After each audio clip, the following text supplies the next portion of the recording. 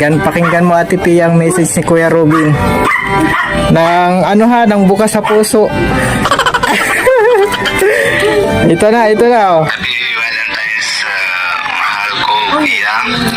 Pasensya na, medyo malayo naman ako, pero sabihan ko na si Kuya Alvin na pinapadala ko sa iyo na laklak, tsaka konting chocolate lang. Salamat, love you, Mama Chop Chop. Di ka nakalimutan ni mister mo. Masaya.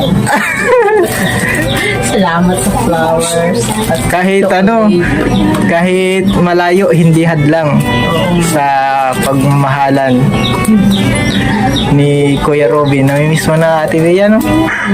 O, malapit mo na ata yung malapit ng makauwi.